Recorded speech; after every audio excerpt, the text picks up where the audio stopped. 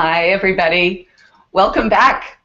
We are here with a little bit of live informal Q&A. My team's still doing our setup. We're doing a little bit of sound check, doing a little bit of just making sure all of our technology is going to be working flawlessly.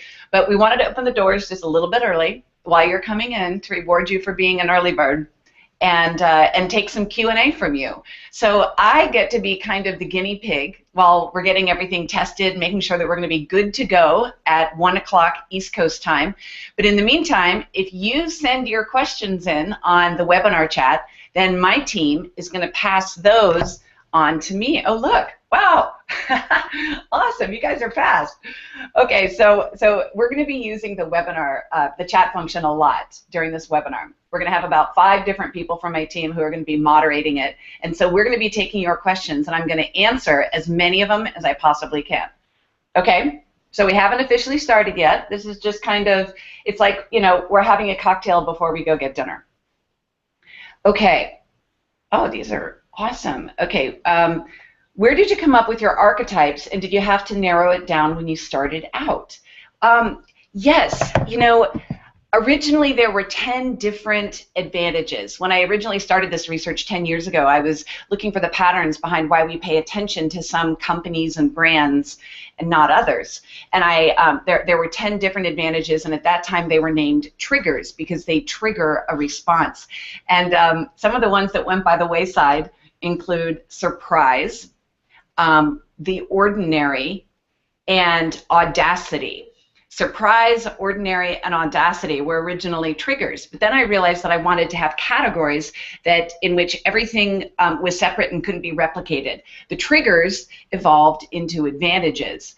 In my last book, Fascinate, which, my goodness, I'm color coordinated, aren't I? In my last book, I describe that lust is a trigger. Well, lust evolved into passion.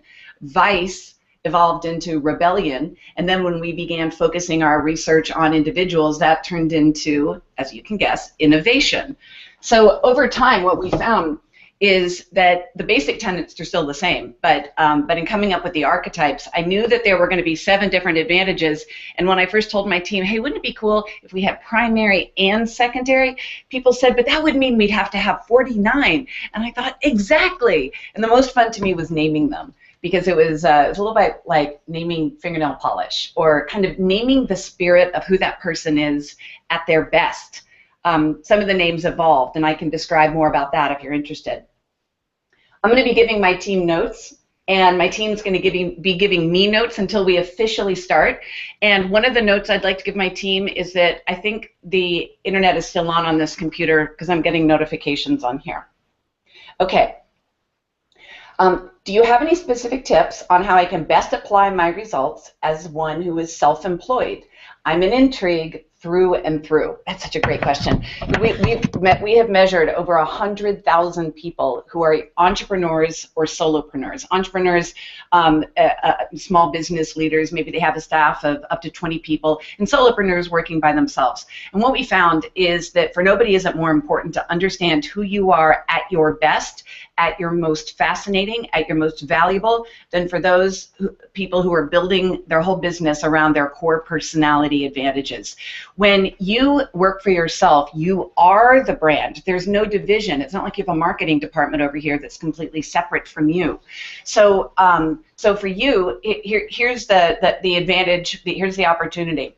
When you take a look at the language that's in your archetype report, and you go into the book, and you read about how the world sees you, I want you to open it up and look very closely at the wording, at the language that describes your archetype, because it's those specific words that you can use in driving your business. For example, let's say you're in intrigue. So the intrigue is the most complex of all the archetypes, and the intrigue is its primary passion, secondary mystique, and the 3 adjectives that describe the intrigue are discerning, perceptive, and considerate. So imagine in your business, you need to be discerning. You want to be able to see what all the different options are, and to be able to perceive which of those is going to be the best. You're naturally considerate, so you don't have to try to do this, but it means that your company wants to have great customer service, for example. So keep taking a look at those adjectives that describe your archetype, the ones that are listed out in the book, and find ways to incorporate that literally into the marketing copy for your book, but also into your business model, into the way that you create client meetings, the ways you think about your marketing, your website, even the hold music if you have a phone line. It's good to meet an intrigue through and through. Okay, Sally. Many of my strongest areas of the Fascination quiz were very close. I was low in prestige, which is typical of me, but high in many other areas. I ended up being the rock star, but what does that mean that I was so high in so many other areas? Now, this is a great question. Why is it that for some people they score really high across 7 different advantages, and for other people they only have one that's their main primary? And here's what that is. We're measuring you across 7 different areas, and the algorithm measures you to 0.1%. So we're actually measuring to 0.1%, but your report rounds it off into whole numbers. But a little secret insider information is that every question in the algorithm is weighted differently, and that different advantages are weighted differently for different attributes. In other words, when you go through, it's not simplistic because each question counts in certain factors for different amounts. When we originally developed the initial research for this, we started about 8 years ago and formally launched the assessment in 2010.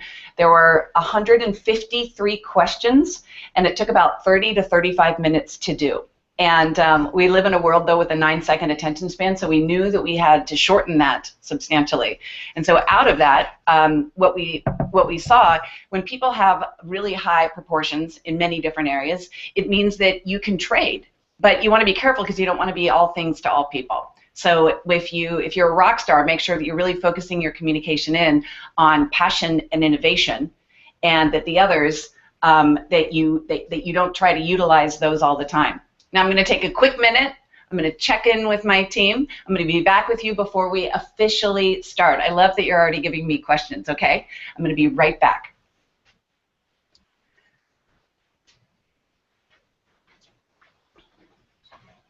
Well, look who I get to introduce you to. Come on over here. We're just giving him an early hello before we officially start. This is my husband, Ed. Come on over here. So you're going to be standing right here. And we're live now, so you can wave and say hi. Hi. Oh, we're live. Yes. Oh, I was just giving my stoic. No, we just want to make sure that they're good and that we're good and our technology is good. How does this coat look? Does this look? I don't. You know what? On the let's ask them on the chat. Okay. Is the coat a yes or is the coat a no? So our team will let us know, and I'm going to say majority rules. I like it. It's especially for a book club that has a fireside chat feeling. I wanted to have my pipe. Okay. Wouldn't let you have the pipe. Okay. Fire alarm. Okay. Okay, so I'm off. So you're off. I'll join you. Okay, I'll see you in just a little bit. I'm going to take a nice long sip of water. So before we get started, I'll give you a little bit of scoop. When I was researching Fascinate, I had an amazing conversation with a linguist, and he described that attraction is largely based on the sound of the voice, and that if your voice is dry, in other words, if you're nervous, it creates a feeling of stress and anxiety because the brain releases a blast of epinephrine, and your listener picks up on that consciously or unconsciously. Your stress translates into their stress, and that's why it's so important to drink water before you do a speech or give a meeting, because if your mouth is dry, you communicate in a tinny quality that people perceive as anxiety, and then their stomach clenches and they feel anxiety because they're mirroring you. On the other hand, there's a phenomenon known as wet voice. Wet voice is when somebody's mouth has enough saliva that they're able to communicate without having a dry mouth. And a great example of this is Marilyn Monroe. When she would use pillow talk, she would always make sure her mouth was very, that she was very well hydrated, so that when she talked, that it sounded like she was experiencing pleasure. Because when you communicate with somebody, those first few moments, they're picking up on whether you're experiencing a state of pleasure or you're experiencing a state of fear. So I'm experiencing a state of pleasure because we're about to get going. Is it time for us to officially start yet? Yay! We're officially starting. Okay. Okay, so, hi everybody. This is a book club meets fireside chat meets into our home. We are in our home today while we're going to be talking to you about how the world sees you. And I want to give you an insider tour of you. I want to take you on a guided tour of your personality. I'm going to show you the landmarks, the big parts. I'm going to show you some little known smaller parts. I'm going to take you on a journey that's going to help you explore why you click with some people and you don't click with others. I'm going to show you the aspects of your personality that could be stepping on toes or turning people off without you even realizing it. And as we go through this process, I really want you to give us your questions, your comments. We have 5 or 6 of our team members who are going to be moderating the chat, and they'll be answering some of your questions. They'll also be giving you resources. So take a look at that chat window, and you'll be seeing that they're going to be peppering in, based on your questions, some additional content and pieces in the book, and to help you steer into the right direction. Okay? Let's go. So there are going to be 3 different, just little bits of quick tips that I want to be applying. First of all, make sure that you're getting ready to chat with us in the webinar box, because we're going to be asking you questions as well. Like, we'll find out what you thought of Ed's jacket. The next thing is you're going to have an opportunity to get a special signed edition. Very limited quantity, special signed edition of How the World Sees You. And I'll tell you how to do that in just a little bit. And then we're going to be talking today for 30 minutes, give or take, but if you have a lot more questions, we'll stay here a little bit longer, maybe as long as 90 minutes. Okay? Let's take a step forward. So I want to say thank you. Thank you so much for making this possible, that we have a New York Times bestseller and a Wall Street Journal bestseller and an Oprah.com suggested book of the month and an IBM book of the month and Amazon picks. It couldn't have happened without you. You're the ones who made this happen. I'm so, so grateful to you for doing this. So how does the world see you? I'm going to, as we explore this idea, I'm going to be getting into this very specifically, and I want to show you behind the curtain how this is going to be working with our interaction on chat. I'd like to introduce you to the president of the company, Mr. Ed Normand, who conveniently also happens to be my husband. Hello, everyone. We're only going to go behind it, not the shower curtain. Right? Oh boy, here it goes. Yeah. So Ed has primary innovation advantage. His archetype is named the Maverick Leader. And Maverick leaders, their 3 adjectives are pioneering, irreverent, and entrepreneurial. That was my irreverent. So. That was yeah, there we go. We've already started. Okay, so you've started the bar. I'm done with it now. Is that how it works? I've never seen you done with it. Yeah. Okay, good. So because Ed and I are inviting you into our home, you may see that the UPS guy is going to knock on the door and our dog might be running around, but you're just going to be part of the action. This is an informal fireside chat where we're taking your ideas and comments. We're giving you ideas about the book. Great. So Ed is going to be moderating your questions for me, so that when you have questions, I'll know which ones we're going to be asking, and we're giving away some cool prizes. Yeah, so what's going to happen is we are going to have some questions for you guys, and when you answer the questions, the responses that we select will be entitled to get our super cool prize, which I was about to show you now. You will get an official Team Fascinate t-shirt. Yay. The Team Fascinate t-shirt has your advantage and it has your archetype, and then on the back it has your adjectives that describe your archetype. Pretty cool, huh? And then it has your name down there. So if you have a great question, make sure you get in touch. Make sure you give us your name so we can get back in touch with you. Because if Ed reads your question, then we're going to send you a customized T-shirt. Yay. Thanks, my love. You're welcome. Okay. So I'll be back shortly. Okay. All right. Let's get the party started. Let me know if they decided on your jacket. Oh. In 2008, 2009, I was going through an incredibly difficult time in my career. I was absolutely exhausted. I was burned out. I'm sure you remember it was a tough time for the economy, and my business was failing. And as a professional speaker, I felt like I was doing everything that I knew how to do. I was working hard. I was practicing. But I wasn't able to raise my fees, and I wasn't able to have the level of success that I wanted. And if you look at this photograph, you can see just how tired I looked. I didn't feel confident. I didn't feel authentic. And so I would go out in front of audiences, And I was doing the best I could, but I just felt like I would come off stage drenched with sweat and so exhausted and an adrenaline crash, and I just couldn't figure out what was going on. Then I had an epiphany. I realized what I was doing wrong, and I'm going to describe that for you in just a moment. And let me show you what happened after I made a little tiny change. Immediately, my speaking business grew, and I was able to become a totally different person on stage based on who I naturally am at my best. I stopped trying to follow what other people were doing as speakers, and I started focusing in on the kind of relationship I wanted to have with my audience so that I could create not only my content, but my presentation. And when I made this seemingly simple shift, it changed everything about how I put my speeches together and how I created my work. Here's the shift that I made. I realized that I thought that in order to be successful as a speaker that I needed to use power and prestige, because that's how most speakers communicate, most professional speakers. Power and prestige. So power is the language of confidence.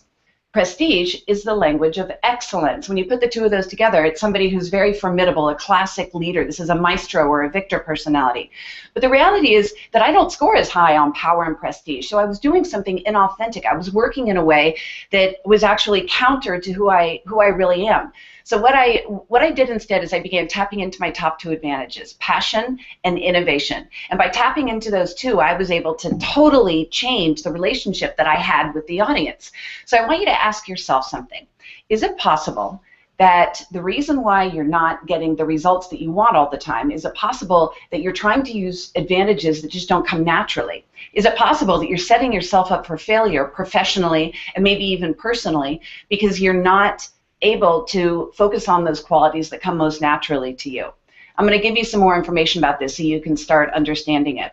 In the meantime, I'm going to make one quick point. My love, can you move over there, please? Certainly. Back there. Hi again. So here are the 7 different advantages. If you know the system, you already know the 7 advantages, so I'm going to move through this really quickly, but I want to bring you inside. Innovation, passion, power, mystique, prestige, trust, and alert. There are 7 different ways that you can communicate and that you can add value. The first one is power. Power is the language of confidence. When you communicate with power, this means that you're an authority, you're in control, you're in the lead. Next is passion. Passion is all about warmth and relationship. People who have a primary passion advantage tend to be relationship people. They make a great first impression because they know how to connect, they know how to bond. But passion people also tend to be high energy, and sometimes they can take up too much space. So when a passion personality comes in, they tend to be very enthusiastic. They use a lot of hand gestures. They like to be able to interact. If you and I were talking on the phone, I'd be using hand gestures like this. And so what passion personalities have to be careful of is to make sure that they're not overextending the space around them where they're moving. If you imagine a passion personality coming in and interacting in a way, they use a lot of exclamation points. Even in their emails, they use smiley faces. And when they're interacting with somebody like a mystique personality, the mystique personality can sometimes feel like, I don't really want to know how the sausage is made. I don't really need to know every single detail of how your weekend went and so on. So it's important for you to know your advantages, but to also see how you have potential pitfalls, because every advantage comes with a downside, and the downside are the ways in which you could unintentionally be alienating other people. Next is mystique.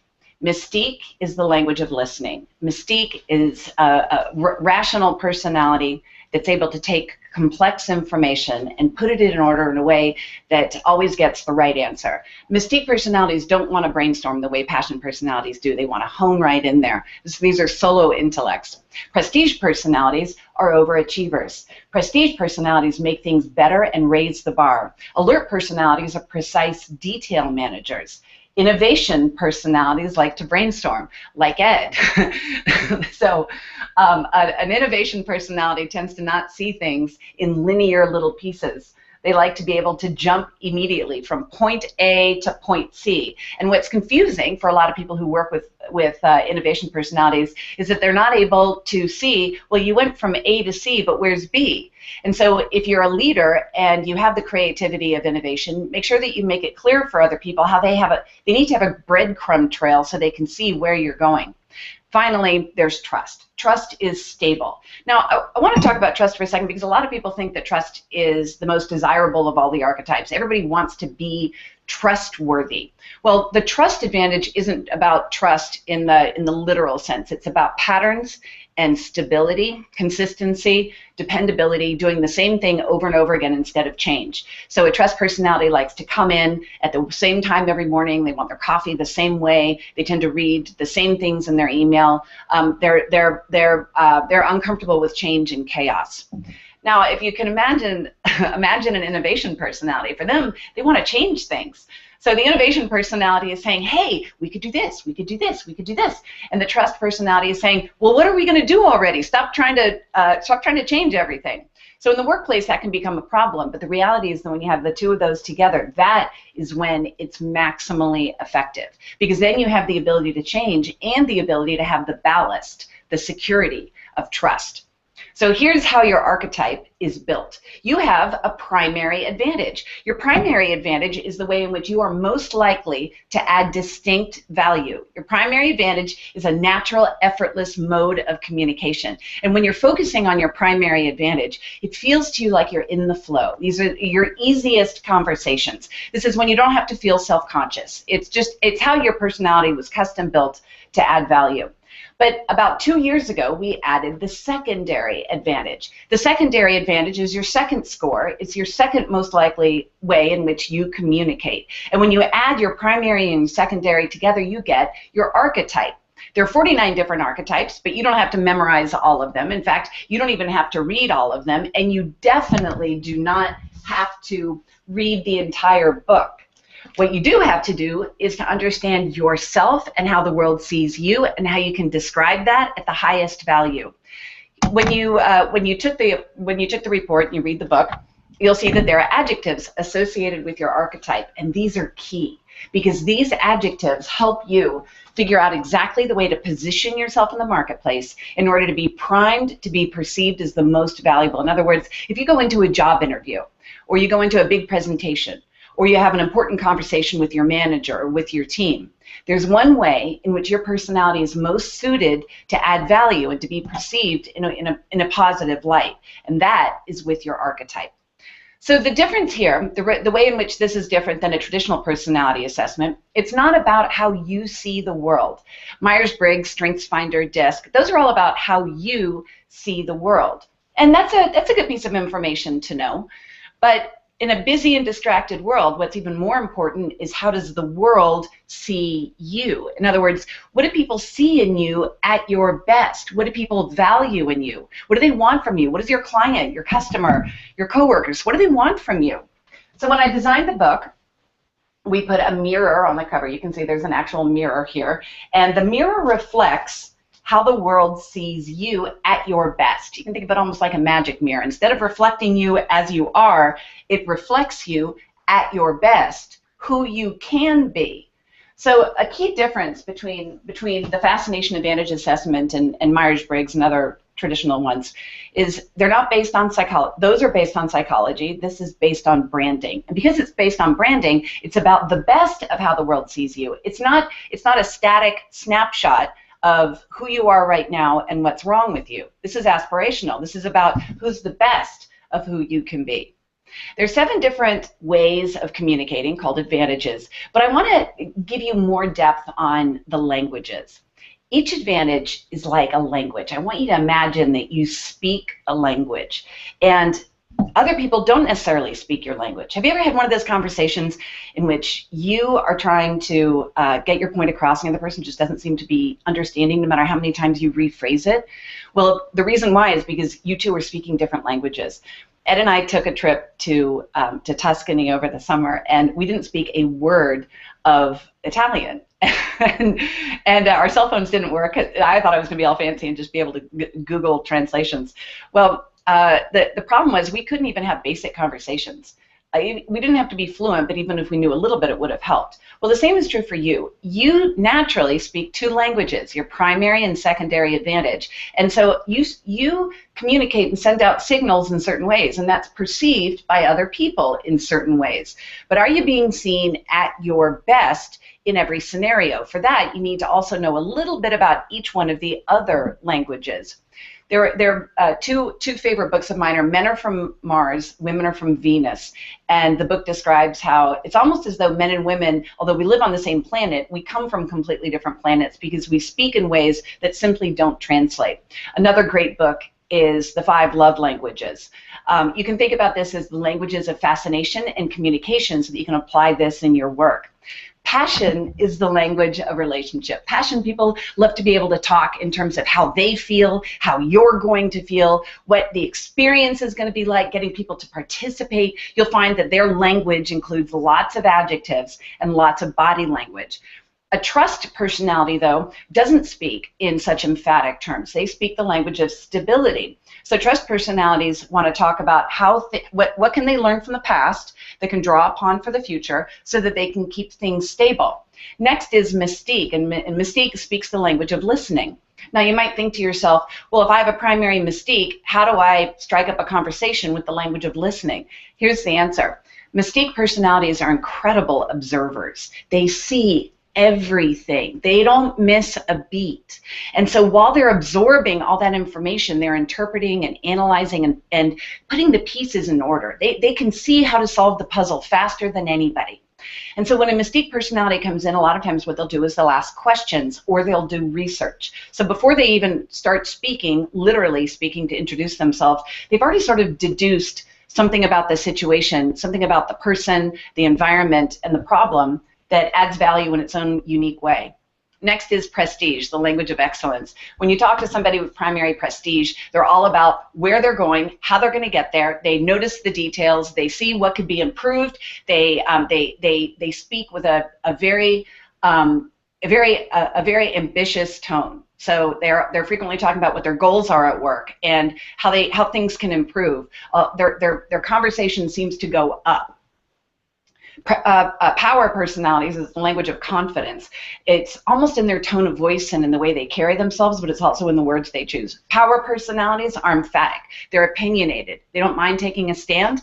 And if they're put in a position in which they can't take a stand, then they tend to become demoralized and leave. Alert personalities speak the language of details. And I love working with alert personalities. They're very precise. And you can tell in their conversation, they tend to talk about things in very tangible terms. So unlike an innovation personality, which will come in and say, we could do this, an alert personality comes in and says, here's how it's actually going to get done. And then finally, innovation, the language of creativity. So you can think about it kind of like this. Passion pulls in, trust keeps it stable, mystique takes a step back to listen, prestige elevates, alert focuses in, and innovation makes a change. So there are 7 different languages that you speak, but there are 2 of those that are going to be your top 2. You can be tweeting along the way with us. We're on Twitter, and we'll be tweeting with you. My account is @SallyHogshead, but you can also communicate with the team with questions and ideas, suggestions at @HowToFascinate. And our hashtag today is How the World Sees You. So there are 3 threats that you face. I'm going to talk about these threats very briefly because I want to start getting into some application, and I want to get into your questions. As you're thinking about your questions, there are usually 2 categories of questions that you might want to ask. One is about the book and about the system and about the process. Another type of question would be something that you want information to apply in your work life or your personal life. For the first kind of question, keep it as simple as you can when you ask the question so I can answer it quickly. And for the second kind of question, it's very helpful for me if you give me your name, your archetype, your field, or your position, like for example, I'm a marketing manager, and a specific communication problem or challenge that you want to overcome. Okay? You can ask whatever you want to. I'm a Virgo. I'm happy to give you a tour of my house, but I want to make sure that our Q&A time is as productive as possible for you. And here's why. Here's why this is so important. There are 3 different threats that you face every single time you communicate. Those threats are distraction, competition, and commoditization. Distraction is that people are going in a million directions. The average attention span is only 9 seconds, which is the same as a goldfish. So you can think about your client, kind of like a goldfish. They're going all over. They're not just focused on you. Competition, everybody's getting better. It's not enough to be better. Instead of being better, you have to be different. Different is better than better. But in order to be different, you first have to identify exactly what that difference is and understand how to articulate it. And we'll be talking about that in just a little bit. Commoditization. The market is perceived as being the same. Everybody thinks that everybody else is the same as everybody else in their category. And the problem, if you become commoditized, it means people aren't willing to pay as much to work with you. It's harder for you to be heard. It's harder for you to earn respect. So imagine there are 2 different people who both sell insurance. Their products are almost exactly the same. But one of them knows exactly how to communicate themselves, and the other one is simply focusing on the products and services. Well, which one is going to win? Of course, it's going to be this one. So the question is, how can you make sure that you're standing out in a way so that you can overcome these 3 threats of communication? And the answer is to find your highest value. There are 2 sides of your personality: your highest value, the most valuable you, and the least valuable you. The most valuable you is the one that gets the clients, you earn the fees, you can elevate your prices, you can attract exactly the kind of business that you want. And when you're being your most valuable you, you are your most self-expressed. We found a direct correlation between how fascinated a professional was by his job and how much money he made. So there's a direct literal translation between how fascinated you feel, in other words, how in the flow and connected, how engaged you are to your work, and how much money you make. On the other hand, then there's the least valuable you, where you're losing against the threats of distraction, competition, and commoditization. People don't seek out your opinion. They're distracted when you talk. They pull out the phone while you're making a presentation. They don't answer your emails. Your most valuable you is that 0.1% of you that is exquisitely unique within the marketplace. So what can you do to tap into this 0.1%, the most valuable part of you? If you don't know your own value, the reality is, don't expect anyone else to. So together, I want us to identify what is that most valuable you. What is that side of you, those qualities in you that when you use them in the right circumstances, you become intensely valuable. You could tweet this if you like. If you don't know your own value, don't expect anyone else to. So let's talk about how to read this book. I'm going to give you some fun, fascinating facts. If you only have 5 minutes, you can take the book. You can do the assessment with the code. It's a scratch-off code right here and back. You just have to, oh, look at it, coordinates with my dress. Scratch off the code right there, and then I want you to open up to your archetype. Just go straight to your archetype that you learned when you took the Fascination Advantage. Here, for example, is the People's Champion. And I want you to look at these adjectives. This is the single most important part of the entire book. These adjectives that describe how the world sees you at your best. Now here's the really cool thing. You can take these adjectives and cut and paste them, put them right into your LinkedIn profile. When you're writing your marketing copy, when you're writing your resume, your bio, when you're writing how to describe yourself, even in an online dating profile, these are the words that you can use. You can just pull these. This is how the world sees you at your best. These are your most valuable traits. So we're going to be coming back to that in just a minute, but that's the 10-minute version of how to instantly get value out of the book. So here's a fun, fascinating fact. Remember when you took the Fascination Advantage assessment and you got your report and you watched a video? And in the video, I describe who you are at your best. Well, something that you didn't know about it is that every single video is color coordinated with the archetype. And that we customized the body language, the tone, the music, all of it to communicate the language of that advantage. So when I was talking to catalysts, we knew that we wanted to be passionate and big. We chose our theme passion color, but that was very different than when I was talking to the anchor. An anchor is mystique plus trust. So they're much more grounded. I used different body language. If you ever have the chance to watch the video of somebody whose report was very different than yours, you'll see there are all kinds of differences throughout. We customized them. And the reason why is because our system believes people communicate in certain ways. You want to be seen in a certain way, but you also have a mode of communication that comes most naturally to you. So a lot of times when you receive a message from us, it's actually very customized just for you. And if you were to compare it to somebody else, theirs would be different than yours, because we take the information from your Fascination Advantage report to make sure that our communication with you is most valuable.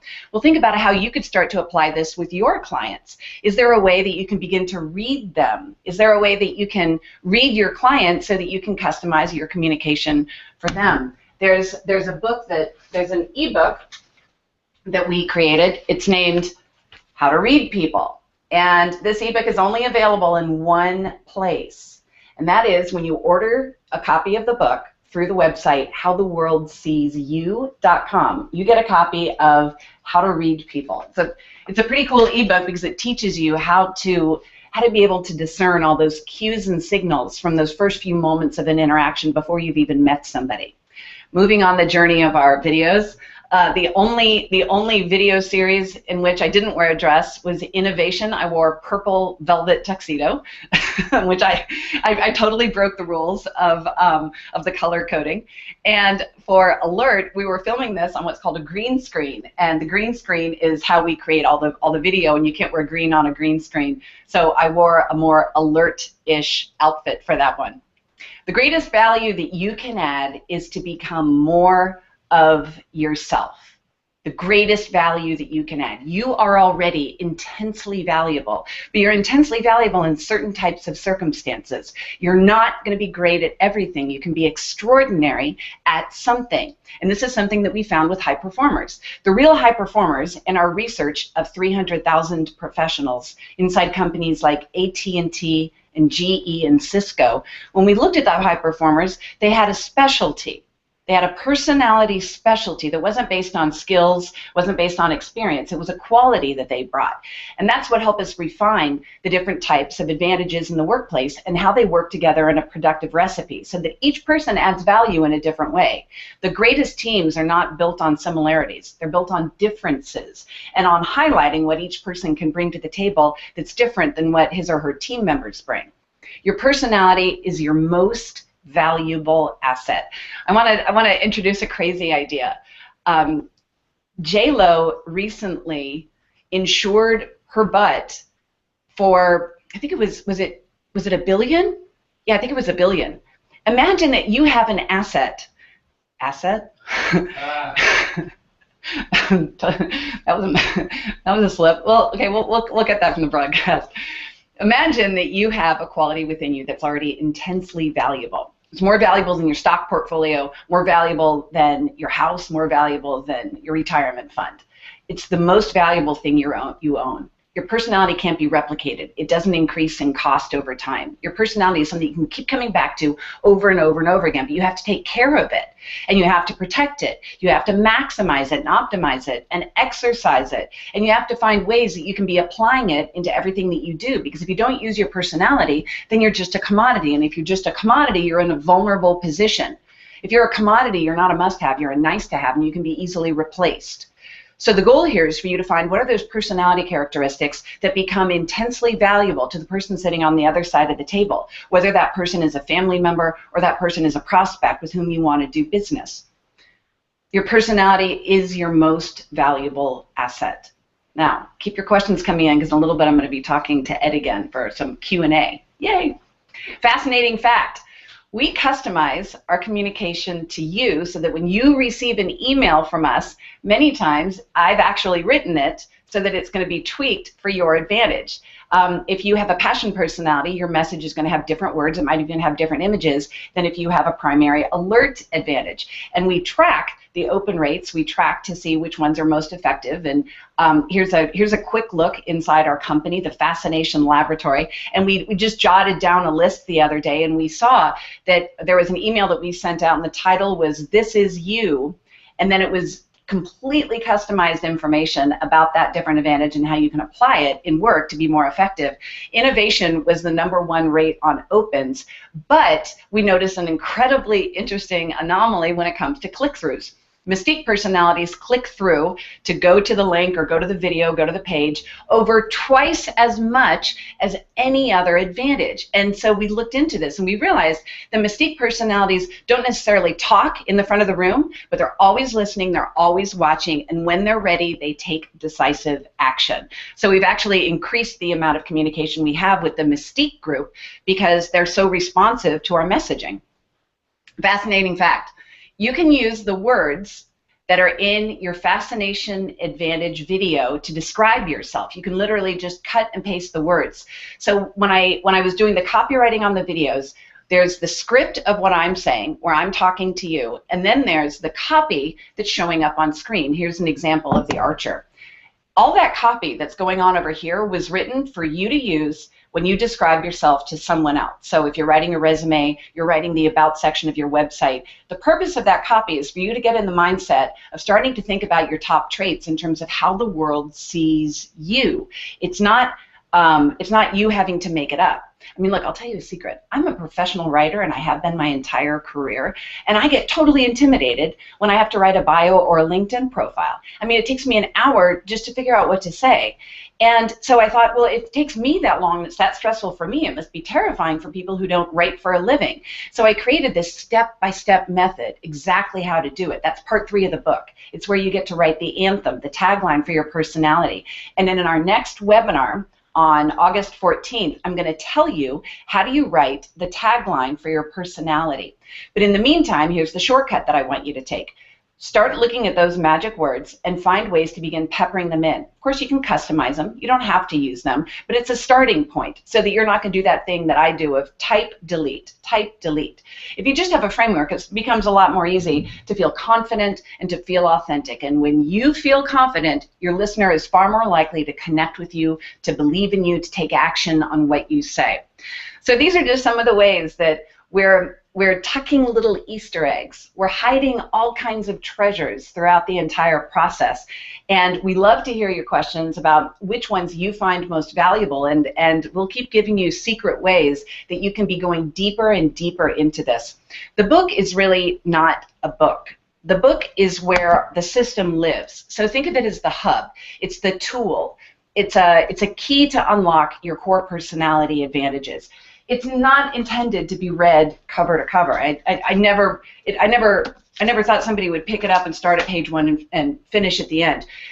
It's meant to be dipped into, and it's meant for you to read some parts with the stories. I give you a lot of color and texture and ways to internalize these concepts. But then when you get to this section, part 2, in which I describe all 49 of the archetypes in great depth, think of that more like a catalog. Say you're on a team and you know the person's archetype and you want to understand how to work with them better. This will tell you. It'll lay it out in really clear detail. This is the veiled strength. Imagine that you go right here on the next page, and it says how to work with a veiled strength. When I'm told by leaders around the world that that's their favorite part, the section how to work with, and then insert your archetype, it's right there in the book, because you can cut and paste that section and send it out to your staff. I've done the work of explaining it and verbalizing it for you. Okay, here's another little cool thing about the system. Every archetype has a twin. Did you know you have a twin? Your twin is the same 2 advantages, just in reverse order. So here's what that looks like. If you are a maestro, then you have primary power, secondary prestige. Your twin just simply takes those same advantages and flips them over, so your twin would be the victor. Now, here's the reason why you want to know your twin. It's kind of like, it's another look at yourself. It's a separate perspective. Imagine you're looking in a mirror and you're able to see a reflection of yourself from a slightly different angle. It's still you, but it's a new way of seeing yourself. I want to give you as much as you want. You can go as deeply into this book as you want to, or you can do the 5-minute version. If all you want to do is read your archetype, no problem. But if you want to go deeply into it and understand who are you most likely to collaborate with successfully, who should you treat with a little bit of caution because you might make the wrong type of impression on them. It's written like a choose your own adventure. When I first told my publisher this, I thought I was insane. But I said, I want each archetype to interrelate so that as you're reading it, as you're reading about your archetype, you can see here's who you need on your team because they're going to bring an advantage that you don't have. Who is your twin so that you can see who's most like you. And so I want you to feel like you can just pop it open to any page and start thinking about the people you know as you're going through your mental Rolodex of contacts and networks, your favorite client, your least favorite client. Back to our twins. The subtle touch is mystique plus passion, and the subtle touch's twin is the intrigue. Next up, the wise owl. The wise owl's twin is the anchor. So find your twin and take a look at those adjectives. I want you to find the adjectives from your archetype and from your twin's archetype. That's going to give you 10 different adjectives, 5 from one, 5 from the other. And those adjectives can become a key part of how you build your marketing material and how you communicate with people. Because whether or not you literally say the adjective, it also helps you get into a mindset of how you're most likely to make a positive impression, that you want to be those adjectives. The adjectives describe how you are different. So, for example, sorry, a little nose itch. The provocateur. Provocateurs are clever, adept, and contemporary. The talent. The talent is defined as being expressive, stylish, emotionally intelligent. So what this means, for example, we'll take the talent. The talent is going to be most successful in situations in which somebody is seeking to solve a problem by being expressive, stylish, and emotionally intelligent. The maestro, ambitious, focused, and confident. Maestros want to have a goal, and they can only really hone in on that goal when they're given room to be able to push forward. It's almost like they have a Ferrari engine inside. The maestro wants to be able to pursue and go 1, 2, 3, 4, 5, and accelerate quickly towards the goal. They get really frustrated if they're held back from doing that. The victor is the maestro's twin, and the victor is respected, competitive, and results-oriented. So think about the kind of situations that give you the greatest likelihood of success. It's directly linked to your adjectives. When somebody wants you, when somebody wants you to be competitive, if you're a victor, then it would feel very natural. It would feel really easy. On the other hand, if somebody said, you know, you got to step it down a notch. We have a family culture here, so don't try to outdo anybody. For a victor, that'd be really frustrating, and it would not allow them to apply their highest and best. The anchor is purposeful, protective, and analytical. The highest ratio of anchors that we ever met was when I did a huge conference of 4,000 people for the American Association of Family Physicians. And that personality is so trust mystique that they're consistent, they're steady, they're purposeful, they're dependable.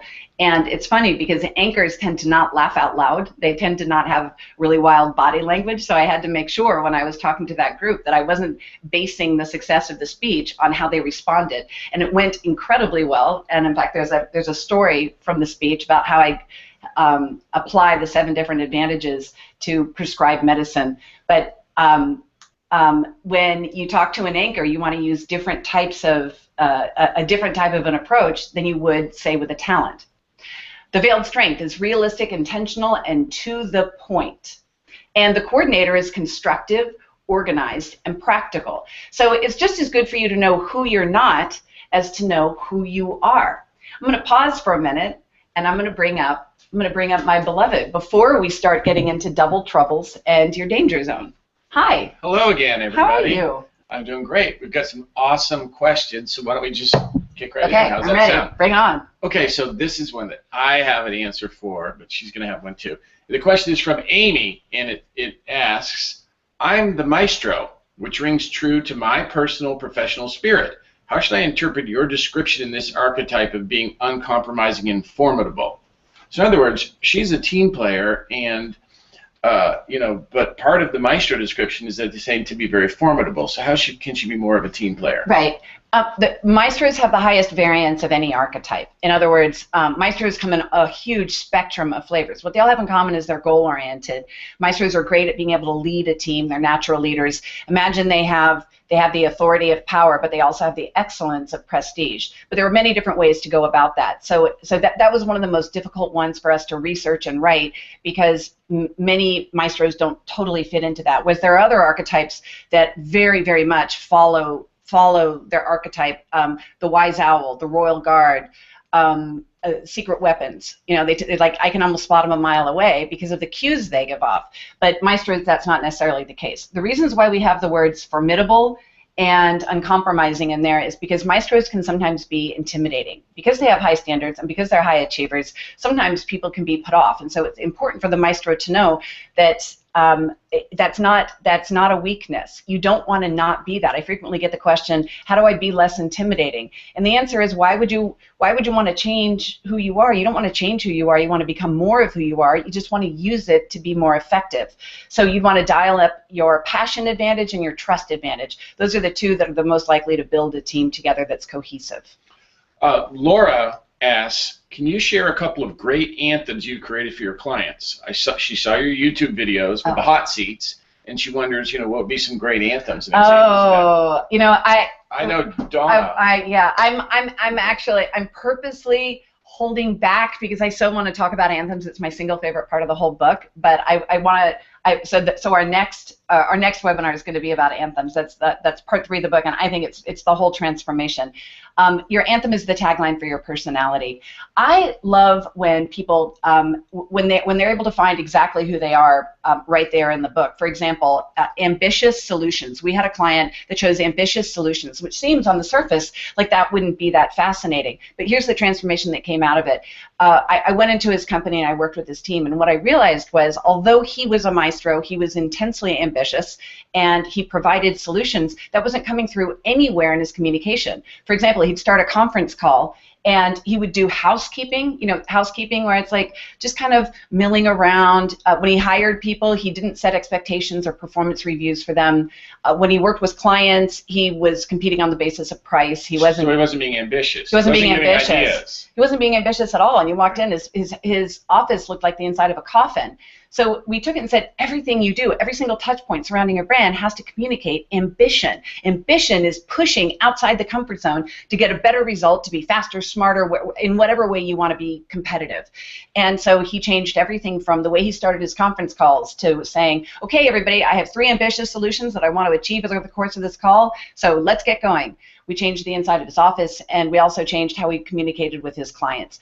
But I also love when people are you know, they invent their own. Somebody was a silver bullet. Somebody else provided dazzling delight or magical inspiration. Yours can be whatever you want, and we'll be talking about that on August 14th.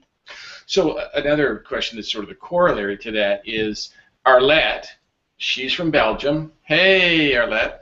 And she's an architect. Prestige and mystique are her advantages. And her question is, with prestige and mystique as my advantages, how can somebody like me tap into passion, which I need in some situations to get the point across? Yeah, architects are great at building structures. They see things so clearly, and they see the framework of what needs to be. So imagine an architect who's designing a building, but they're not necessarily going to be the ones who are going to bring the soft sofa in and the velvety towels, and that's the passion. A lot of times architects have dormant passion, which means it's exhausting for them to have to do like the lovey-dovey hand-holding, the kind of warm and fuzzy part of client relationships. They don't want to have to hug strangers. They don't want to have to walk into a room full of strangers and start chatting people up randomly. That they like a framework. And so the point is not to figure out how you can start using passion if that's your dormant, because that's going to just be so tiring for you. It's not a good use of your time. Instead, make sure that when people come to you that they understand the value of what the architect does. Architects are very skillful. They're able to take a whole range of information and line it up in perfectly neat rows and to make sense of things. Sorry, that startled me. That was one of those at home. I know, at home, right. So anyway, that's what an architect does, and so don't feel that you have to use passion, but if you wanted to, do so in ways that feel authentic for you, and you can learn more about in part 2 of the book. Read the passion section. So Nona has an interesting question along those lines, and Nona says, I'm interested in how to use my prestige and power advantage without feeling like I'm intimidating or overpowering people. Can you give some advice there? Sure. Let me just take a quick look. But yeah, prestige. Isn't it funny that we had a question from the maestro about how she could not be formidable, and now we have another question. The ladies don't always like having prestige and passion. I mean, prestige and power. And ladies, here's what I want you to know. There's a direct correlation in rise in income and rank among women who use power as a primary or secondary advantage. It's not keep to say statistics on that. We do, because we track income as it relates to rank and industry and gender, and so having power and coming from a place of authority doesn't mean that you have to be bullish, and it doesn't mean that you have to be a bad cop. It means that you have a position of leadership, that you're an expert, that you're respected and admired, and that when you communicate, people listen and take action. So don't feel like you have to shut these traits down. They're not unfeminine. It's a matter of being able to create your message in a way that gets it heard, not by forcing people, but by fascinating them. So here's more of a nuts and bolts question. Holly Turner, she's a human resources manager. Her archetype's the scholar. And her report, which she read carefully, also says that her dormant advantage... She's a scholar, she would read it carefully. Do we have any typos in it? And her dormant advantage is mystique. And she says that she's confused because sometimes when she speaks in meetings, she represents herself as being a listener, but sometimes people, think that she is... more like a mystique person. So if she's got a dormant advantage of mystique and she's being represented as a mystique, how does that work?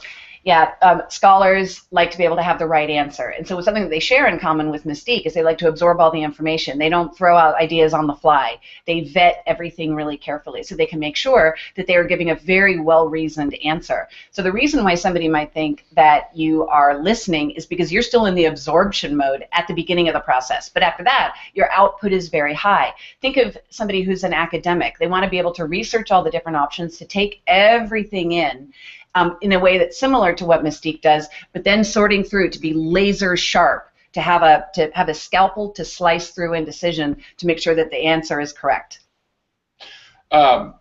Steve C. is the next person. He is the Royal Guard, and he's a project manager.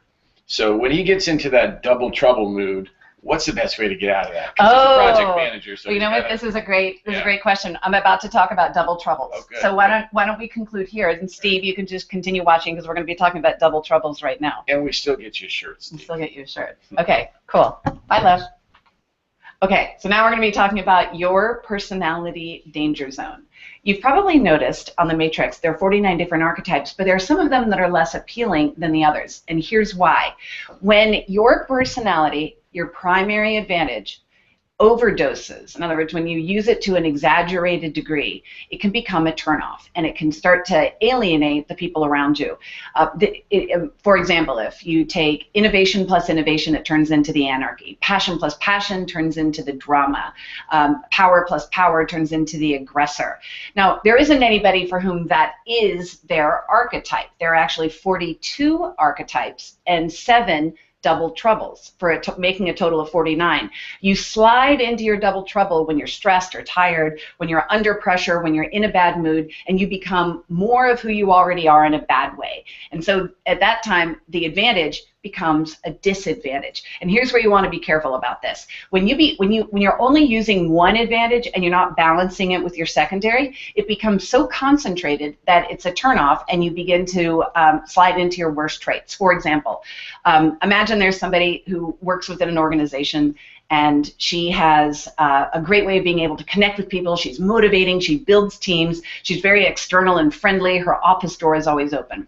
But then she goes through a romantic breakup, and suddenly she turns into a raw nerve ending, and she's awkward to be around, and she's crying all the time, and it just becomes, it's too theatrical, it's too dramatic, she's too sensitive, so she's actually damaging her personality because she has now doubled up on passion without bringing in a healthy dose of another advantage.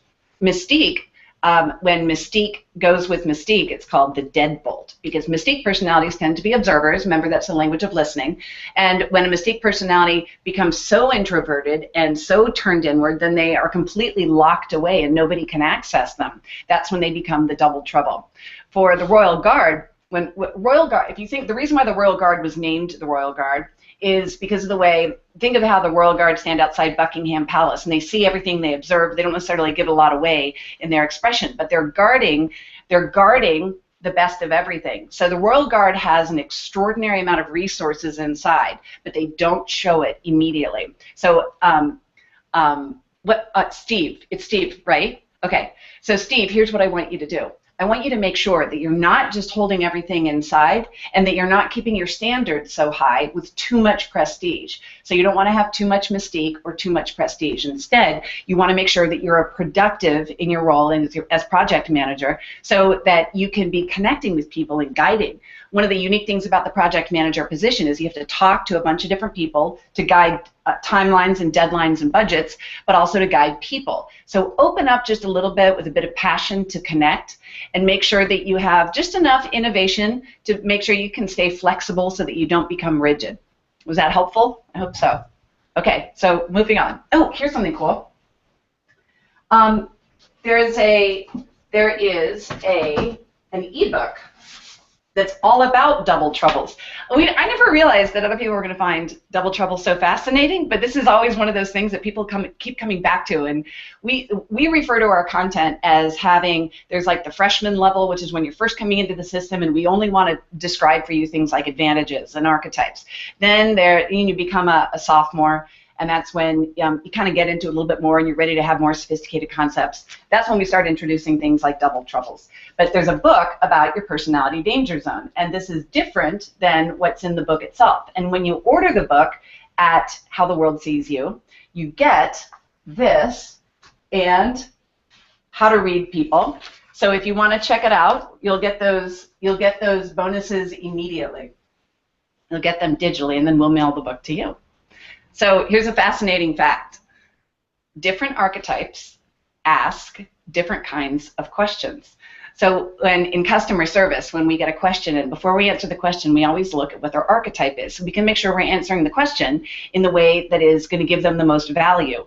So when somebody contacts us, say a client contacts us, and we look up in the system, we see they have primary alert, then we're going to make sure that when they get their answer, that there's going to be bullet points or there's going to be specifics. It's going to be much more tangible. On the other hand, if it's somebody with primary passion, then we'll say, we love your question. We're excited to be able to answer this with you. Feel free to give us a call, because passion people tend to like the phone more than they like email.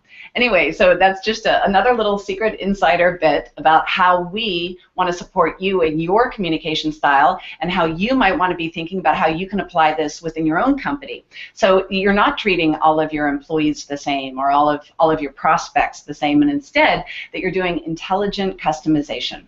So we just did Q&A, so I'm going to keep going. Hey, Ed, you know what would be really cool? Do we have any rapid fire Q&A we can do? You know, it's funny you should ask. I was just working on something. Were you? Oh, yeah. Come and let's do rapid fire. You quickly, though. I'm just going to refill my water glass. So we have 3 in a row, actually, from teachers, which is quite interesting. Really? So yeah, 3. That's cool. Yeah, so we love teachers. Lisa, how can I, as a college professor, use this in my composition class?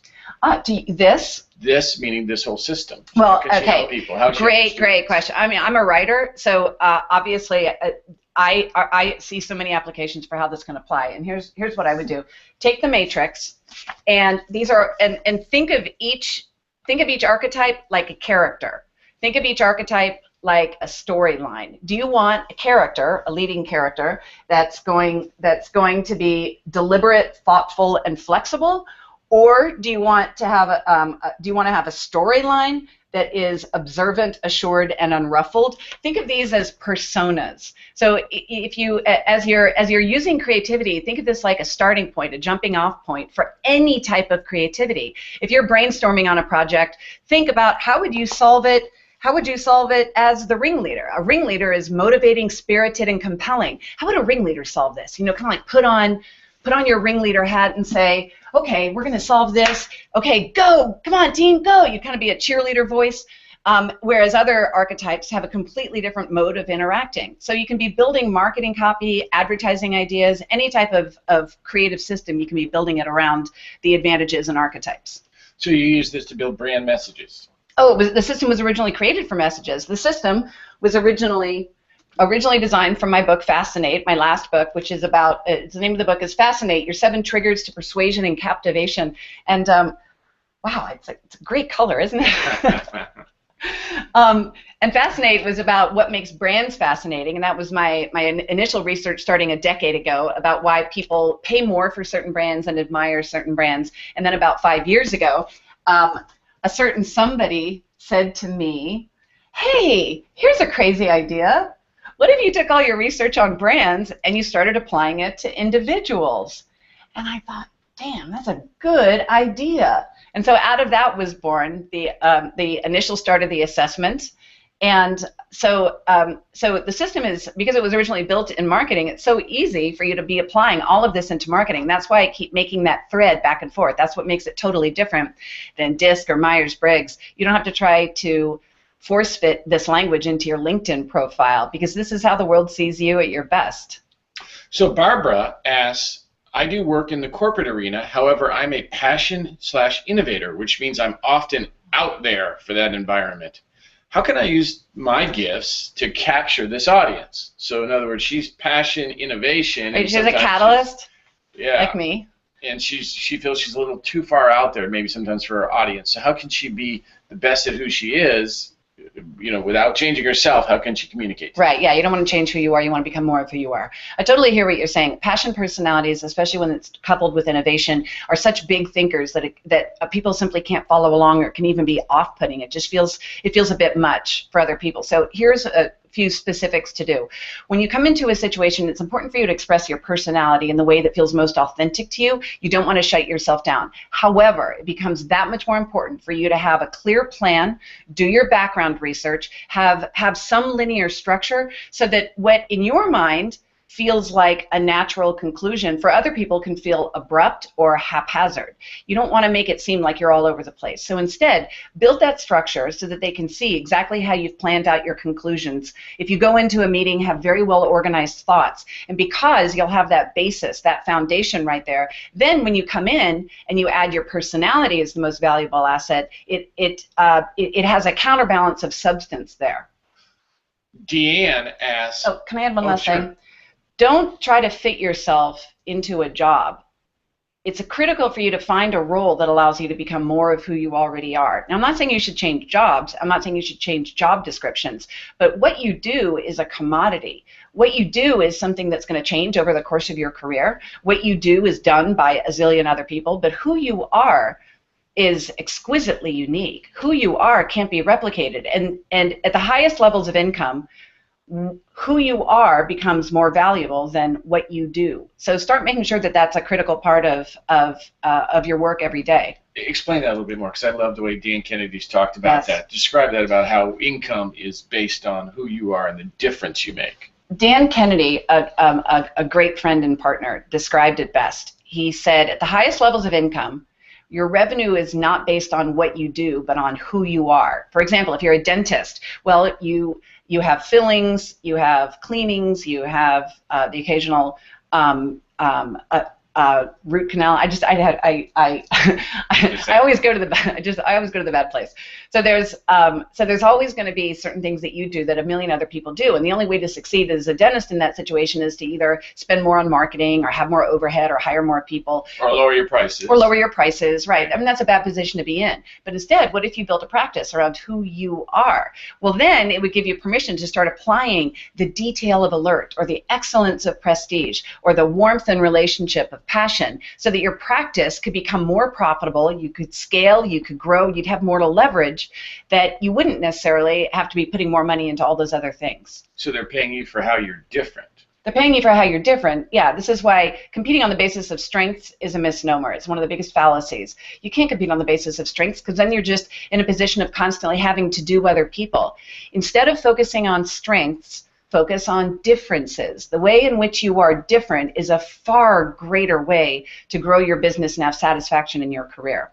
Can you do that in a corporate environment as well? Because you're talking about entrepreneurs and businesses. Can you do that within a corporation if you're an employee? Yeah, absolutely. Well, let's take a look from branding. I spent the first half of my career writing ads for some of the world's most loved and admired brands. And there are three things that great brands do differently. Number one, they don't focus on strengths, they focus on differences. Number two, those differences don't have to be significant. In fact, they can be almost minute. But number three, they own those differences so that they communicate educate them all the time. In a corporate environment, let's say there's a corporate team. We're doing a long-term training program with Hyatt. We went in and we trained their top sales trainers to then train internally within the corporation. And let's take an example of two different people there. One of their top salespeople uses analytical problem solving. And analytical problem solving, which is the result that he got when he completed the exercise in part 3 of the book, the Anthem. The analytical problem solving. So that's his anthem. That's his anthem. Problem solving. Yeah. Not everybody here with us today knows what an anthem is. So I'm jumping ahead. So analytical problem solving gives him a competitive advantage when he's up against a situation in which he needs to meet his quota, that he can go and look at the data and look at the information and apply it and sort through it and find a solution by seeing patterns. On the other hand, one of their other top salespeople got equally good results, but it was through emotionally intelligent network. So when she wanted to achieve a goal, she tapped into the people. She rallied them, she motivated them, she gave bonuses and prizes, she called in favors, she wasn't going back into the data. Now, one is not better than the other, but for both of them, they had their own way of succeeding. And in a corporate environment, you don't have to be, you don't have to use your passion and your innovation in a literal way every time. Sometimes you can be a little bit more stealthy about it. For example, when I'm doing a speech for financial advisors, mortgage brokers, I dress conservatively. I make my slides are very conservative, but then I've counterbalanced it. So now that I have more room, there's more space for me to have personality when I'm on stage. Because if I get shut down, remember we saw that video at the beginning, if you feel shut down and you're not being self-expressed, then you're not contributing maximum value to the interaction. So for the Hyatt example, you had two people, both of them got the job done. Same job, both of them were equally effective, but they were true to themselves and did it entirely differently. And once their team understood that, it became much easier. Once their team understood that they were, that if you want analytical problem solving, go to this person. If you want emotionally intelligent relationships, go to that person. But both would get the job done. But both would get the job done. Okay. I'm going to keep moving on. Oh, can I give one more question? Okay. Okay, you're going to love this one. Samantha, you know Sally's heart. Sally, have you ever thought of making a dating website based on the Fascination Advantage? So funny. Yeah. Well, we met with online dating. So we already have a testimonial. We've talked to Match.com about this. I am all about it. In fact, I want that to be the next book. I want it to be a separate brand. We already own URLs like Fascinate Your Mate, Captivate Your Date.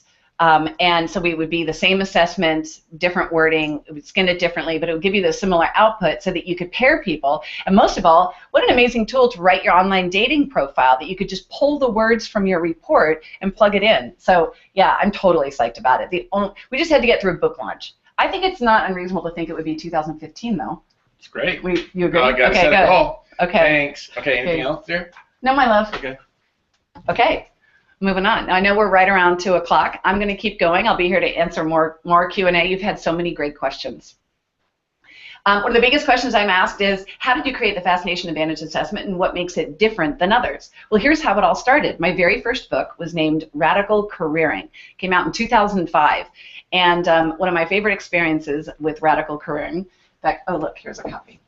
So Radical Careering was an inspirational book that was all based on really high impact headlines, and it was a very visual book about being entrepreneurial in your career and having a totally authentic personal brand. And I got this great review on Amazon. It said, for years, job dissatisfaction has escalated. Loyalty to the company and or boss has evaporated.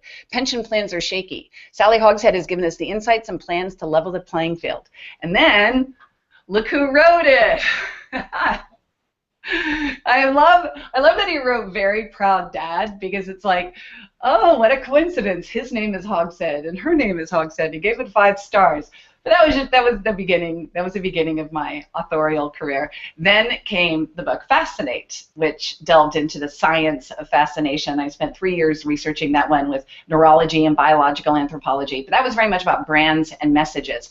So you might think of how the world sees you as the love child between Radical Careering and Fascinate, because it allowed me to take the science of fascination and the intense focus of creating that connection, and how we as individuals can do it personally and professionally. Your Fascinate fascination advantage is the way in which you are most likely to add distinct value. And when you fascinate your listener, you become most worthy of their attention. This is when they're more likely to connect with you and buy from you and remember you. So let's take a look at just a couple of quick slides from the Fascination Advantage report. You can log back in at any time. You can print out your report. We now have PDF functionality so that you can share it with other people. And when you go through it, you'll see that there are many different ways that you can apply it. And I really encourage you, take a look at the words that I chose for your report, because these are the words that you can use to describe yourself when you're in an introduction or starting a meeting. And you can learn more about how the world sees you as your archetype, and then go from there right into the book to be able to explore it deeper.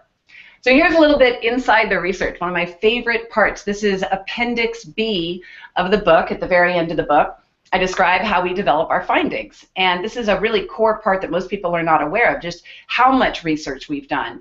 We've measured over 300,000 individuals inside of all different size companies, small businesses, medium size. We've studied over 1,000 CEOs and over 100 Fortune 500 companies. So here's what this looks like. When I first get the data, we go into a group, we measure the group, and then I get the data and we look for patterns. And when I first get it, this is always one of the most exciting parts of the process to me, because it's kind of like, you know, I'm excited to be able to see it, because I know as soon as I see these numbers, I'm going to know exactly how to talk to them. I'm going to understand what their problems are, and I'm going to see the texture. It's almost like looking at photographs of a face. And so this raw data for you might look like it's kind of ugly. This is that we try to keep it in a very simple way before we translate it into looking like this. This is where we measure the average population and we compare it. In this case, we were comparing it to C-suite executives. And then we take it and we put it into what's called a heat map. And the heat map shows all 49 archetypes and shows how people are allocated in different percentages throughout that. So for example, in this case, you can see almost 16% of this group of C-level executives were maestros. I mean, 16% were one archetype. That tells you it's a very statistically significant. I'm a visual person. I like dots. So we show it as dots so that each individual sitting in the audience can see themselves as a dot, so that they're able to see, do they have a more rare archetype, or is it one that's more prevalent? Now I'm going to take you on a quick little journey with me. This is a journey to a best-selling book.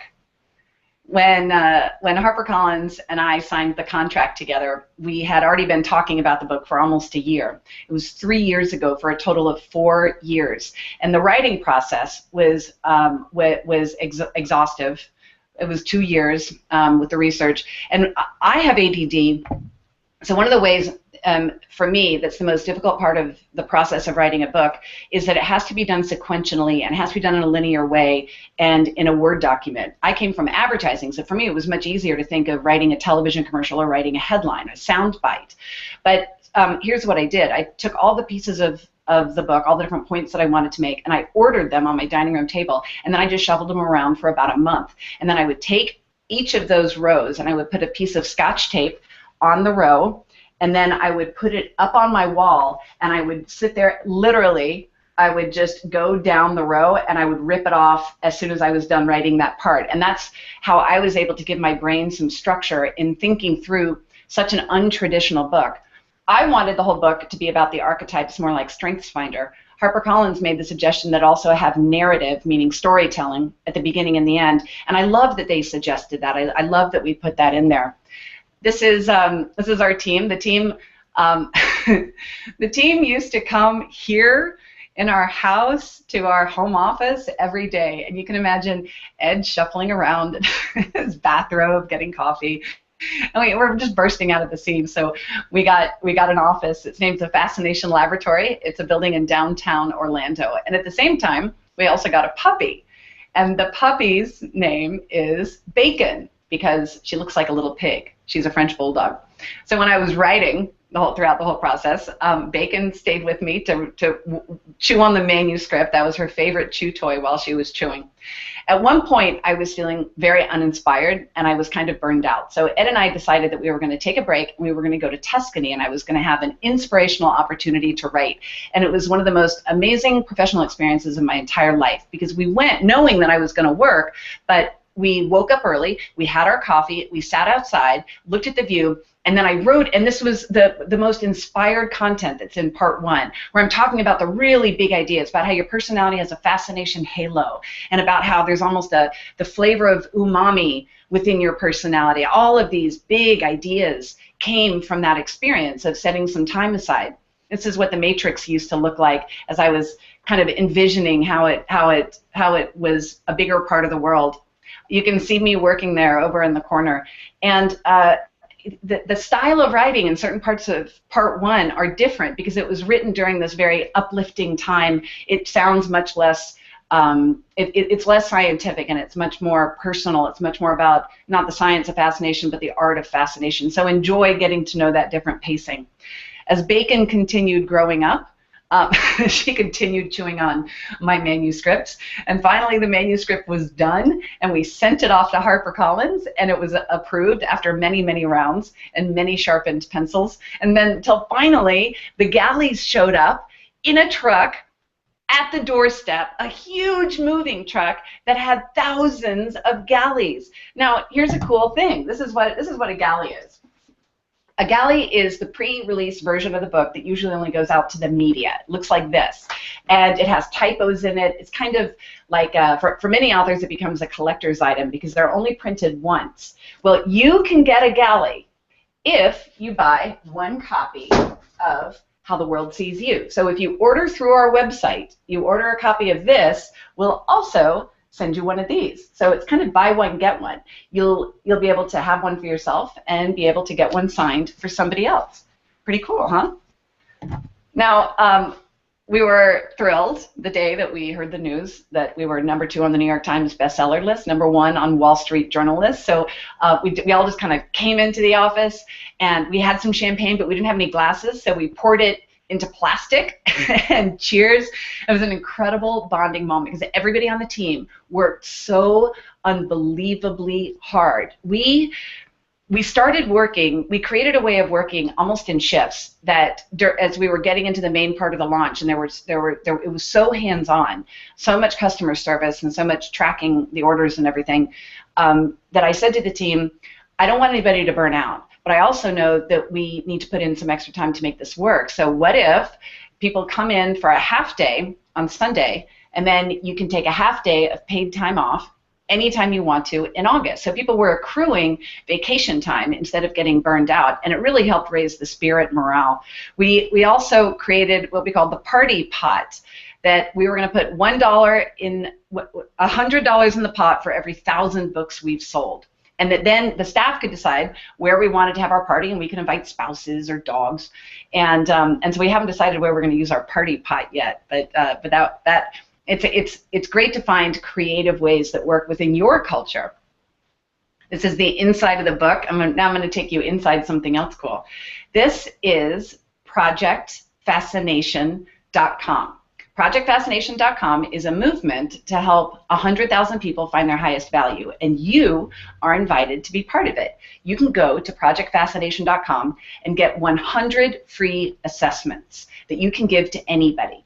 As soon as you go to the page at ProjectFascination.com, you simply click to register. You instantly get a code that gives you access to 100 free assessments. And when you go in there, you also get to download all kinds of cool materials. You'll kind of get a look at how we do what we do, because we show you how to share it. As you get an advocate's kit that you can download immediately. You get all kinds of cool instructions that show you, here's how to share this in social media. So you can share it out on Twitter. You can share it out on Facebook. You can send it out to your entire team. You can donate it to a class. You can give it to a nonprofit. But the whole project is about the pay it forward, the idea that you have value. But the greatest gift that you can give is to show somebody else their highest value. We want to help 100,000 people find their highest value. So if you want to join, you're invited. It's at projectfascination.com. All codes will expire at the end of August. So join now and share, because the project comes to an end then. We also have a cool Facebook page. And on the Facebook page, people are creating all kinds of amazing ideas. This is one of my favorites. A husband and wife team created a version of the archetype matrix that's superheroes. Superheroes, how cool is that? I love it. Okay, so when you go to projectfascination.com, you'll immediately be able to get your 100 free codes, which is worth $3,700. They're $37 each, and you'll get access into the private Facebook page. Okay, now we have just a little bit more Q&A. Ed, do you have any special questions you want to ask? So Maverick Leader, this is the great thing about a Maverick Leader, is they always lose their car keys. They tend to not be very good with directions, and I wasn't saying anything. No, you weren't talking about me, were you? I was talking about Maverick Leader-ness. And they don't necessarily follow directions. So I have a couple ones here, and Simone is the avant-garde prestige plus innovation, and her anthem is initiator, innovator, improviser. Wow! Wait, I got to see that. It's right there. Dude, I love. It's creative. And so avant-garde. I mean, here's the thing about avant-gardes. Avant-gardes, they're so forward-thinking that a lot of times they're already 2 steps ahead, and other people tend to get lost. They get bored really quickly. They like to be able to have a lot of new information. They're just oriented towards constant change because they have innovation as their secondary, but they also have prestige as their primary, which means they want to have higher standards. So I think this, we keep a list. We have like 20,000 anthems, and we keep them.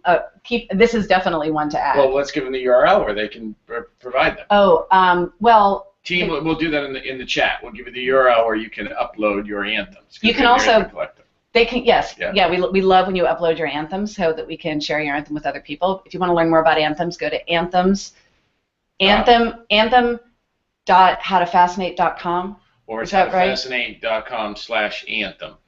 Yes, okay, that's the one we're using. Howtofascinate.com/anthem. Yeah. You can learn more about anthems. Yeah, that's really good. So read it again. So we got to who she is. So she's avant-garde. Her anthem's initiator, innovator, improviser. Now, she was a marketing director. She got let go. Why? Because the CEO did not like her goal-oriented, we can do this more efficiently attitude. She used her prestige style of leadership. So, the CEO got a little intimidated by that, felt she was going too fast for the organization. What are ways in which, given her archetype, she can be an avant-garde without appearing too, threatening, say, to a supervisor? Avant-gardes can sometimes be intimidating to other people intellectually because they're able to see things so quickly. Their brains operate at an incredibly rapid rate. And you can tell from this description that sounds like the CEO is probably a trust personality. Trust personalities don't want change. Trust personalities want to maintain. And so they're really good at creating stability, but they're very uncomfortable when somebody is introducing new ideas. For them, it feels like, why are you walking the boat? So, Simone, it's going to be really important for you to find an environment and an employer and a team that can recognize that what you do is that you innovate, and that if you're prevented from being that, not only are you not going to be seen at your best, but you could be damaging your personal brand because you're confusing people on what you actually offer. So you want to make sure that you're really clear in your resume and all of your marketing materials to go back into your report, to go back into part 3 of the book, and pick out those words that are going to help you create a way that you can supplement this with examples. So when you give really clear case studies of 3 times when you've been able to create a measurable outcome based on the types of changes that you recommend, it's going to help people buy into it and see that you're not doing change for the sake of change. So Deanne asks, what suggestions do you have on how to introduce the program to your team and then get the team to participate? So not only introduce it to the team, but get them involved in participating. Yeah, we do a ton of work with teams. And so here's what we find. First of all, this has to be positioned as a very different type of assessment because people say, well, I already did Myers-Briggs. Why do I need this? And you can say, well, Myers-Briggs is great if you live on a desert island. If you actually communicate with people, then you need to know how the world sees you. And this assessment is built all around communication. It's a great supplement to what those other ones are, but it's much more intuitive because it's built on branding. And a few ways that you can do it: appoint a team leader who then is in charge of mobilizing people within the team. We recently had Auto Trader have 1,200 people do the assessment, and then when they came to their national conference, they had a photo booth named a Fascination Station, where everybody dressed up as their primary advantage, and then they took pictures of them. So that's a great morale booster. In part 3 of the book, I describe ways that you can incorporate anthems into your team building. Beth, could you or Corey or somebody on the team find what page that is? Because I think that's going to be so perfect for them. Which page of the book is, which page of the book do I describe like 10 uses for how to build an event around your anthem? Anyway, you want to make sure that what they're clear about is that there's an outcome to doing the assessment and to writing your anthem. Normally you'd have to hire an advertising agency to do it, but here you can do it in about 10 minutes just by following step by step in the book. And then if you want deeper training, we have all kinds of resources that we'd love to be able to share with you. So don't hesitate to contact us at hello@howtofascinate.com. Can I share something with them? Yeah. So on the subject of teams, one thing that we can do is we can create codes where all of your team's advantages and archetypes are all gathered together in your organization, and then we can take that data, analyze that like data, a heat map. use that data. Yeah, you can identify your best salespeople are like this, or maybe this team is a little out of balance. You could use this and that. So there's a lot of really cool ways you can use the data when you collect it and use it under a team code. Yeah, one of our favorite exercises to do with teams is to separate them according to their advantages. So all of the passion personalities here and the mystique personalities and the power personalities, and then we give one exercise to everybody, and it becomes really obvious why passion personalities do it differently than trust personalities. So, for example, passion personalities are always like, they're having so much fun. Passion personalities tend to be prolific, and they love the process of exploring new ideas, but they tend to not be very good with actually executing and implementing ideas. They forgot to write it down. They they don't write it down. They're kind of like, that's awesome. And then it sort of like doesn't go anywhere. So passion personalities see the need for them to have somebody else on their team to supplement that. Whereas power personalities, a lot of times, they have a hard time collaborating because everybody wants to be the leader. And a lot of times they have unrealistic expectations for how much control they have over the outcome. So that's what they learn, and they see that they really need trust personalities and mystique personalities so that they can get stuff done. On high-performing teams, each advantage works together to supplement the others. And the great thing is when you do track the advantages among your team members is that sometimes people are out there, you just don't know that they have that skill. They have untapped. Right, so once you look at it and identify it, you can better announce to your other team members, I'm here for this. You want passion, come see me. You want details, Susie. Yeah, not me. Yeah. Well, my love, You done? I want to make sure these guys get out in time for their early summer, so I'm going to start wrapping up with them. Goodbye. Bye. Okay, so we're back. You don't learn how to be fascinating. You unlearn how to be boring. You don't learn how to be fascinating. You unlearn how to be boring. You already know how to be fascinating. What we have to unlearn is to get back to who you were and your most self-expressed. Now, Ed and I have 8 kids, 8 children together. It's a blended family. And these are our 8 kids, aged 24 through 10. And this is what the kids look like when given a chance. We told them they were on break, and the photographer took a picture, and they're all on their devices. In our house, I always like to serve vanilla because with so many people, it's just easier that way to make sure that everybody's satisfied. Nobody really complains about vanilla because it's lowest common denominator. And so when you take vanilla and you put you start putting too much on top of it, it still works with everything. Pistachio, on the other hand, is distinct. Pistachio is unique. Pistachio has loyal fans that absolutely love it. So here's what I want to leave you with. You can either be the vanilla Or you can be the pistachio. The vanilla of your category is going to try to be all things to all people, and that works as long as you have the highest marketing budget or you're the most famous. But you don't have to be the vanilla. You can be the pistachio. What is a flavor that's so distinct? People will seek you out. People will love it. They'll savor it. They'll talk about it. They'll come back to you over and over again because they can't get it anywhere else. That's when you're at your most fascinating. So remember, your personality, there's a vanilla version in which you're lowest common denominator. And then there's a pistachio version in which you become more of who you already are. The greatest value that you can add is to become more of the extraordinary person that you already are. You don't have to change who you are. You just have to become more of that. I love doing the book club with you. I love going on this adventure, this whole process. We're going to be doing this journey for about a month, sending you all kinds of cool content, little tidbits, new ways, ideas for us to refresh you. And the galley. And the galley special, yeah. I'll remind you that if you want one of these limited edition, we only have a few left. We're going to leave this open for another day or so. Then you can, when you order this one, you get one of these for free. So when you put the two of them together, it equals a large box that'll be showing up on your doorstep. The greatest value that you can add is to show someone else their highest value. So let me introduce you to someone quickly. Ed, do I have time? Hi. Hi. This is Azalea. Say hi, Azalea. Hi. Do I have Ed to do an exercise with Azalea, or are we saying goodbye? Yeah, you have time. It's just, yes, you have time. Okay. Well, okay. Then we'll save it for next time. We're doing another book club on October 14th. Azalea, I am going to teach you how to love broccoli the next time we're together on August 14th. But in the meantime, here's what I want you to remember. There are certain qualities within you that are intensely valuable. And when you use those, you become loved and admired by everybody. And that's what makes you fascinating. And I hope over the course of your life, I don't want you to learn boring. I want you to unlearn boring so that you can let that little spirit inside of you, that light, keep shining. You don't have to find the light. You are the light. I love you so much. I love you too. Yeah. Hey. Wait, you want to show him your shirt? Sure. Azalea, here, sit up here.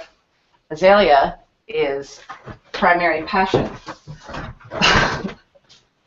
She's primary passion. Azalea is the catalyst. So Azalea and I say goodbye, and thank you for joining us today, and we look forward to having our next webinar and our next step in the book club.